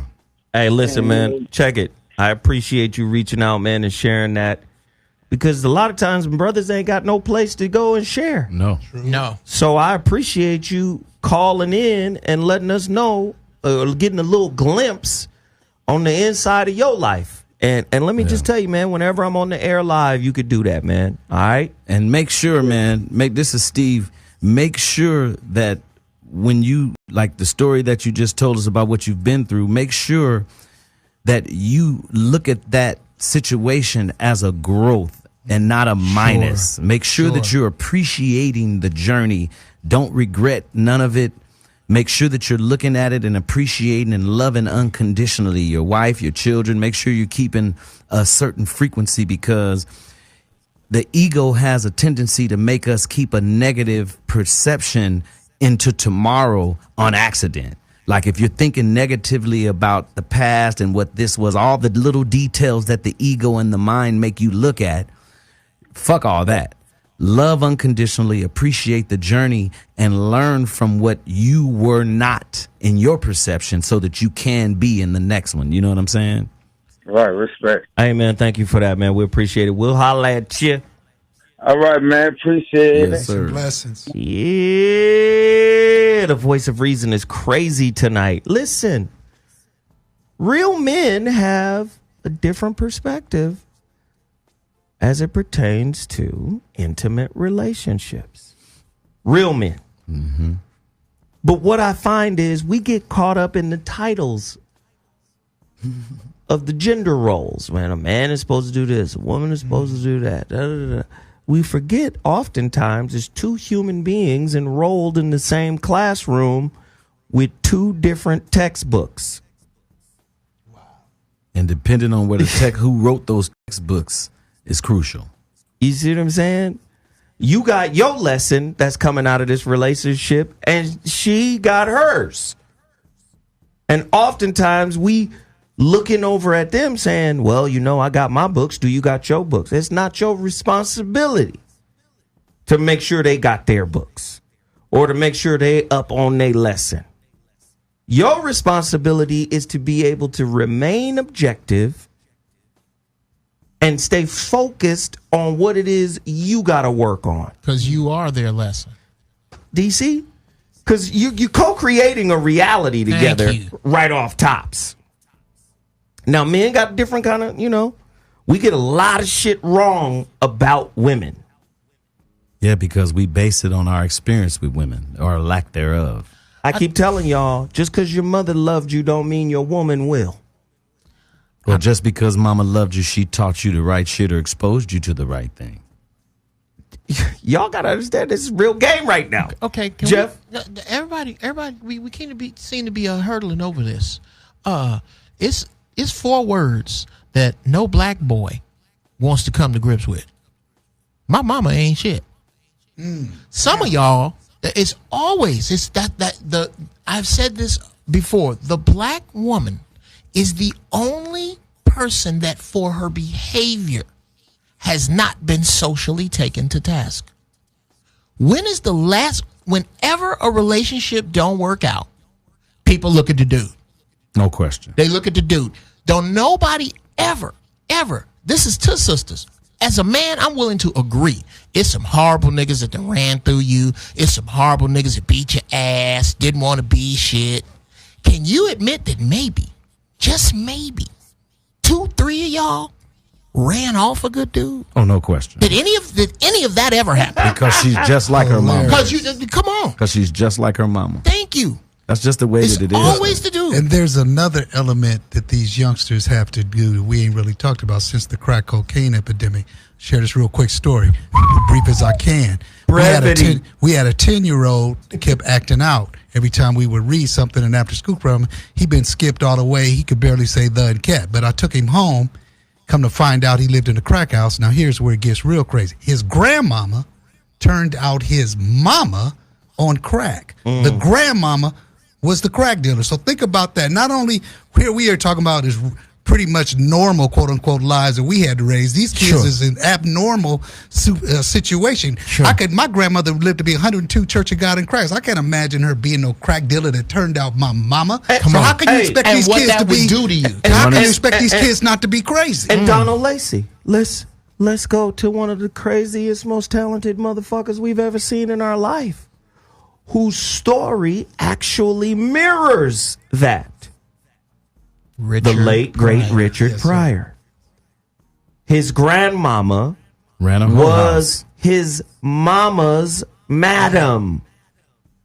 And that dysfunction gave him the backstory for his comedic genius, the fuel for that. And if Geoff can tell you, come on, as a comedian, coming from Chicago, that whole area, Peoria, Illinois, all that, Chicago, coming from abject poverty, it's certain motherfuckers who find a way to make that shit funny. Let me give you 30 seconds. Go ahead, Geoff. Here's 30 seconds on Richard Pryor. What people don't know is that for many years, from the early 60s up to the late, Richard Pryor was smoking Bill Cosby with clean comedy. Bill Cosby wasn't close to Richard Pryor.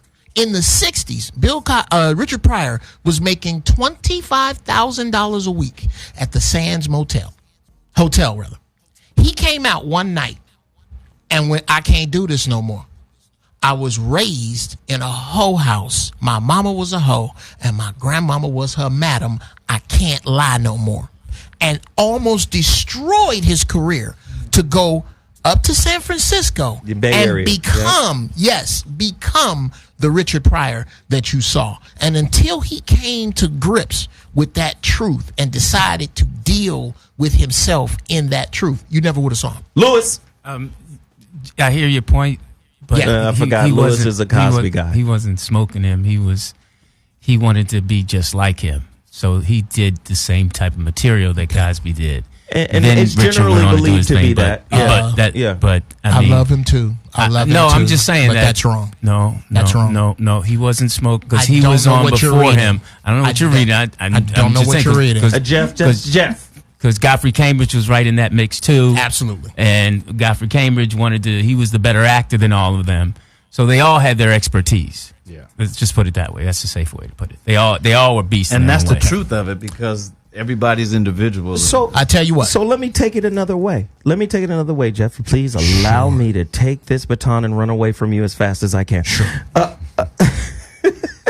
might come with the fact that you can link that you don't want that. Geoff. Sure. Let me take it another way. Women have outlets, right? Some.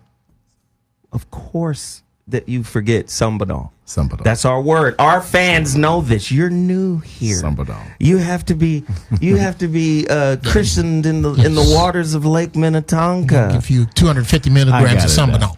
I got it now. So let me just say it again for anybody who just tuned in. On this show and the So What Morning Show, we have a word. The word is Sambano. Why? Some, but not all. Because we don't want to have to preface every single thing by saying this isn't an absolute. this is a generality. So we hit y'all with the some but all. That's our rule. Some, but not all, for everything we're talking about. Now, I've forgotten my point. But that's all right. You were running with a baton. You were running away from me. I was running away. Yes. I'm saying there are more outlets for women to get their shit off than there are for men. Absolutely. I don't agree. There are, in my opinion. Really? And I would like to finish, but there are more outlets.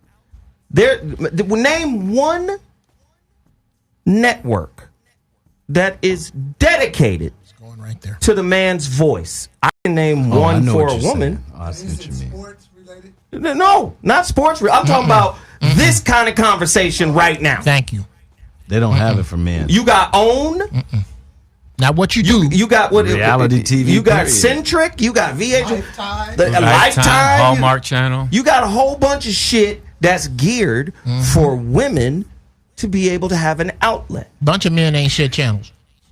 But aren't women coming from a suppressed situation? Aren't women just reaching the peak of having a true voice? Isn't that why? Are you saying women don't have a true voice today? No. I'm saying, but they've can go come back from to a the- suppressive He's saying pendulum situation. swing. They've come from a place where they didn't have a voice at all. They couldn't even wear pants. Let me go back to the 1800s.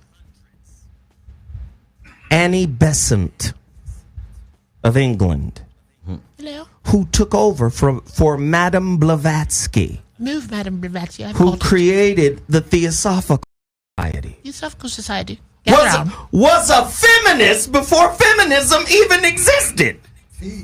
And took over an entire fucking organization from another woman. Let's go, bitches. Let's go. Now, these two women dominated all of the upper level of European society with a doctrine of mysticism that they stole from ancient cultures. Buddhism, Stone shit, running shit. Buddhism, Taoism, Hinduism. Break yourselves, bitches. We are in charge. See, let me just say, man, you got to be careful what you believe. Watch that shit. And what's being presented to you. Because the average woman don't even know who Annie Besant is. Spit game, Zoe. Spit game. Don't even know who that lady is. But that lady was out here battling men. Banging. Out here, you understand what I'm saying? Writing books. Click, clack, pow, nigga. Click, clack, pow. Now, is that to say she represented the norm? No. Oh, no. No, that's not to say that. But if I'm pushing a narrative, I'm going to make sure I leave her ass out. You get what I'm saying? I don't want nobody to know as far back as goddamn 1800s there was this lady out here banging. And we don't even want to talk about Madame Blavatsky, who fought men. Like fight? With her hands. I whoop a man's ass. Tough lady. Or even in America. She was big into mysticism. Mary Pleasant. See, I can't let Steve derail me because I'm trying to teach Steve radio as I'm doing this. That's right. Back up on the page. Back up on the road. Back up on the road. Now, back to the point. Black men specifically don't really have no outlets to really say what we really want to say about the shit that matters most to us. Regardless to what it is. Regardless to what it is. Other than the barbershop. Except for here. Or on a golf course. So we here right now, and that's why I bring the Mansions series here to say this. What do black men really think about black women? What do black men misinterpret and misunderstand most about black women? because black men suffer from the same shit black women suffer from. We just express it differently. But in this society. But in this society, we got to remember that we have a physical enemy who is holding the reins of they're the orchestrator of black culture in the sense of promoting the black woman over the black man. That automatically diffuses a man who is in ignorance of self. But see, this makes me come back to my original question that I asked y'all. If you're not in control of your narrative, how are you in control of your reality? Your reality, I keep saying it. And if the motherfuckers who are in control of your intimate reality or your intimate narrative don't mean you no good, how you gonna get a healthy relationship out of that? Right, because the relationships, communication with black men and black women are, did you hear what I said? And the black men say, I heard you, and then keep it moving. Yeah, we don't realize that the people who taught us and gave us this culture don't even like women. Thank you. The men who set up the marriages and made it this way and that way and what it should be based on, they don't even like women. Women are bitches to them. They are the one that addressed women as female dogs because of where, I'm not going to go deep, but that's where they came from. Hey, there we go. Come on, brother. You can get on in the Caucasus Mountains if you want to. Wow. You can get on into black folks teaching you how to read and not eat, pick your ass, and eat what you find. You can get into that. Not living with your animals, leave the animals outside. Right, leave your animals outside, quit sleeping with them. But the fact that, I mean, it goes as far as us even worshiping white people the way we do. You know, we've been worshiping white people since we got over here and was beat into looking at this white, blue-eyed Jesus guy. But wait. We've been. What I'm saying in short is the fact that we've been indoctrinated by the white person, and the white man was so cunning that they bred with us and got into our DNA so that we couldn't love ourselves fully and can't hate them. But I'm going to hit you back with this. Here's my pushback for that, Steve. We've known that shit over 60, 70. How long Farrakhan been? Not a lot of people. Long time. We know that. Now we're choosing to participate. I love you, but I disagree. Oh yeah, we choosing to participate. Buddy. No, about us knowing it. I There's don't a difference between hearing it and knowing it. No. Hold on. We don't know a lot of shit at all. Let me tell you something. We've heard it a long time. Let me tell you something. The greatest story ever told was a lie. Yeah. Absolutely. And that shit resonated. Absolutely. Yes. So imagine the resonance of truth. Sure. And we've had motherfuckers speak the truth. Sure. But they die first. But see, what you can't do is undermine the desperation of a motherfucker who, hey, if this nigga comes to me with a deal, I'll live with the pain of the knowledge of knowing I was exposed to the truth. We got those people in our group. Sure.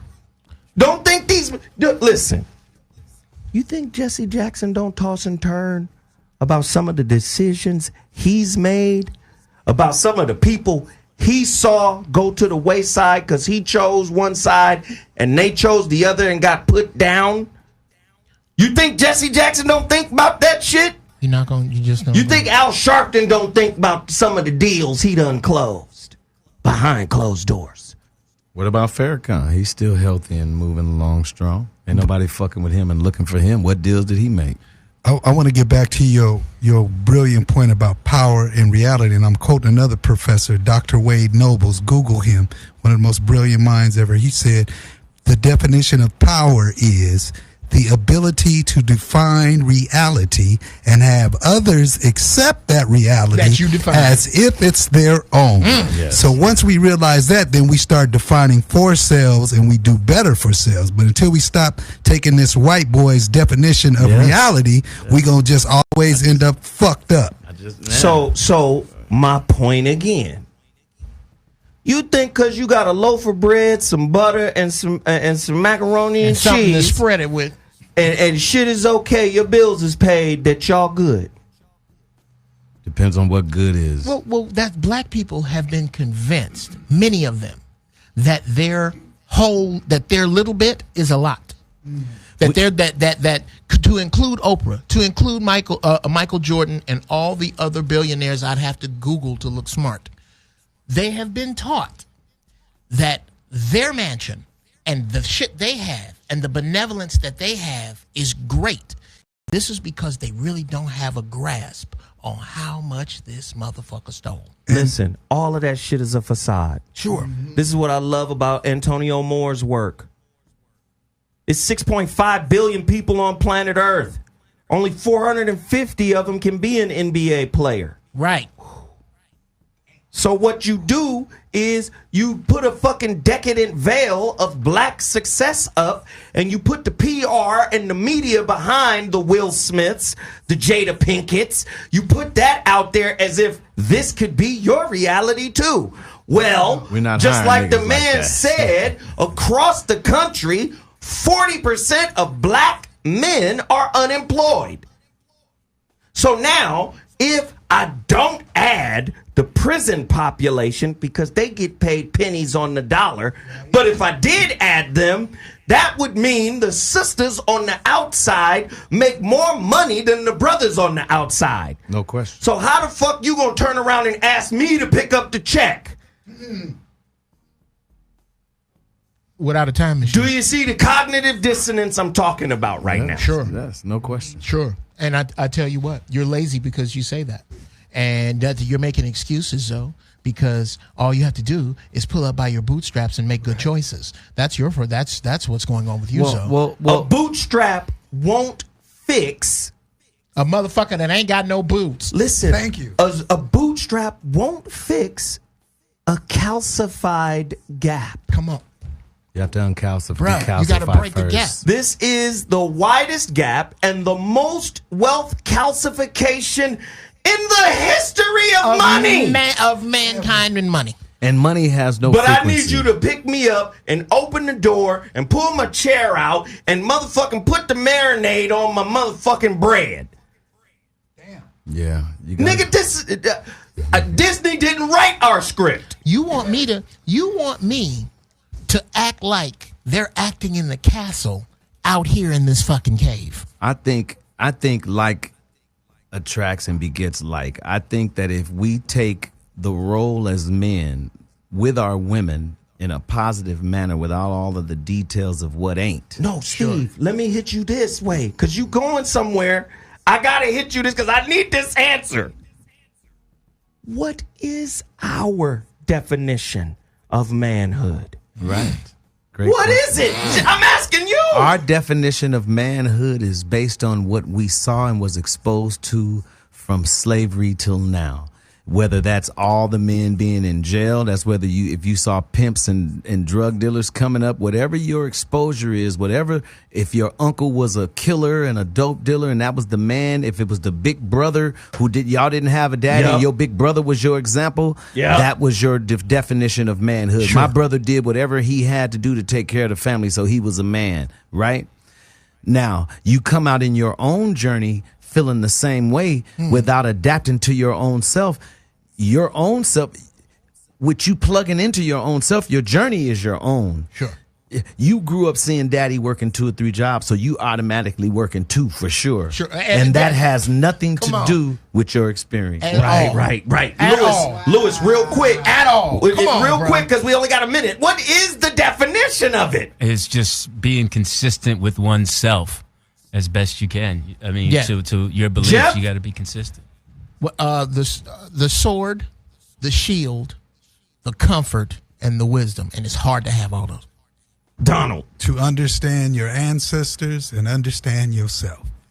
Your definition of manhood, black men, comes from the white man's library. Period. Damn. If you don't go steal his composition book and quill so you can write your own definition, you're still his ideological ward. Yes. Wow. Because he made the blueprint for what you are as a Where man you are in today? his society. What my man Kevin Powell say? You're speaking his language. Yes, sir. You're following his rules. His God. You're His praying God. to his God. You're dancing along to his tune. Get out of line, nigga. We would Wait. go Thank as far you. as killing your Kevin black Powell. ass. And you making love to his woman. I was about to say, your woman is his bitch. Yes. Kevin Powell said it. I was doing this NAACP thing with him. That's Listen. emasculating for your ass right there. We at 65, but go ahead. He said, a black man has no idea what a successful black man looks like. When you see a successful black man, he is a bastardized version of a successful white man. He knows nothing about killing the animal that's going to feed his village. He knows nothing about the rites of passage to pass down to his sons that were passed down to him from his pride because that was stolen from him. So what he does is he takes this version of a white man and looks for the approval from the same said version as to what is. And we got to change that. Can I say one thing? Well, I got to wrap. Sorry. Hey, listen, we at the end of the show. Listen, we don't have all the motherfucking answers. We don't? Religion is bad. We don't have all the answers, man. I just come in here and pull. Maybe we'll do a religious show for another day, you know. But I just pull good brothers together that can speak on some things. We just want to start a conversation, but then after that, it's on you to keep it going. I'm Zoe Williams, the voice of reason. I'll be back here Friday, 5 to 7 p.m. with another slapper. We'll be back. Thank you so much for tuning in. We out. Deuces.